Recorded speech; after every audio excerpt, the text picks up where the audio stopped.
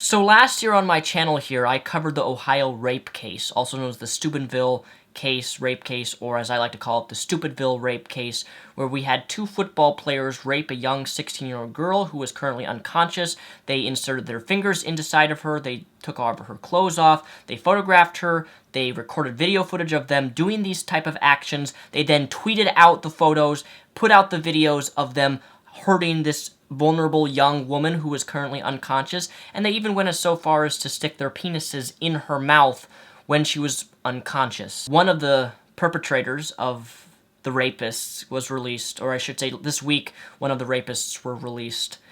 And what's so shocking about this whole case is that the person involved in exposing these two rapists, in giving and exposing the incriminating evidence against them regarding what they did, obtaining the tweets and the video and sending it to the proper authorities. His name is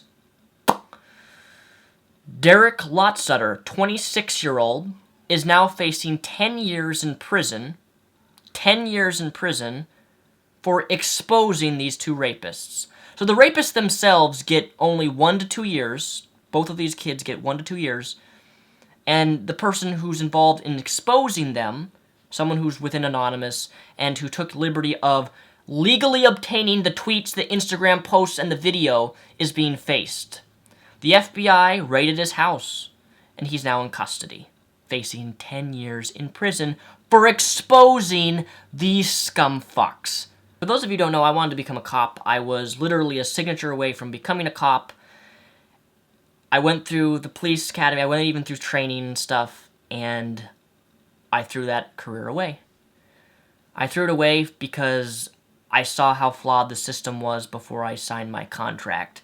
Before I went into I did internship with the police department, and I saw so much injustice, and I saw so much stuff that police officers and our legal system, how it deals with people, and I couldn't do it. I was not going to be associated with a job where I would be working in law enforcement, where I would have to be around this type of stuff, where I would have to see rapists get 1 to 2 years for taking advantage and raping a woman, recording it and sending it out to people in the world, and then someone who is involved in helping expose them gets prosecuted for 10 years. Whether or not the charges are actually going to be set in stone, whether he faces 10 years, I don't know, but right now, that's what's happening. He's already been arrested, he's in custody with the FBI right now, because he helped expose these rapists. And let us not forget, ladies and gentlemen, what CNN said about the rapists. I've never experienced anything like it, Candy. It was incredibly emotional, incredibly difficult even for an outsider like me to watch what happened as these two young men that had such promising futures, star football players, very good students, literally watched as they believed their life fell apart. One of the young men, Malik Richmond, when that sentence came down, he collapsed. He collapsed in the arms of his attorney, Walter Madison. He said to him, "My life is over. No one is going to want me now." Very serious crime here. Both found guilty of raping the 16-year-old girl at a series of parties back in August. Alcohol-fueled parties. Alcohol, a huge part in this. But Trent Mays was also found guilty on a second count, and that is of felony illegal use of a minor in nudity-oriented material because he took a photograph of the victim laying naked on the floor that night. Trent Mays will serve 2 years in a juvenile detention facility. So along with a fucked up judicial system, we now have CNN reporting, hey, let's sympathize with the rapists. You know, their life is ruined. Oh, nobody's ever gonna want me. You're damn right. Nobody's gonna want someone like you because you did something deplorable. To me, when you do something like raping someone who's unconscious and recording it and publishing it and spreading it, there's no coming back to me. There's no coming back. These two football players are now sex offenders, and rightfully so. Was their sentence long enough? No. 1 to 2 years was not long enough, in my personal opinion, for what they did.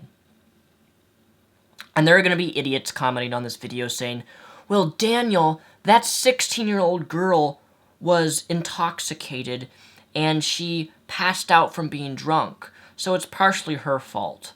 Fuck you if you think that. Fuck anybody who thinks that. Just because you're intoxicated or just because you're being irresponsible by drinking too much and then you pass out, that does not justify someone raping you or taking advantage of you or ripping your clothes off, taking pictures of you and then sending it out to the internet. No. There is no justification for that. And if you think like that, you are victim blaming someone who does not deserve to have blame put on them. Was it smart to drink and get drunk and pass out? No. But that does not justify the acts done to somebody. It absolutely just infuriates me that these kids who peed on her, who raped her, who finger fucked her, who took photos of semen on her body and left her there overnight, you cannot argue that this was not intentional, that this was done out of pure intoxication. You know, whether a guy's drunk or not, good men do not rape someone and are simply walking away to freedom.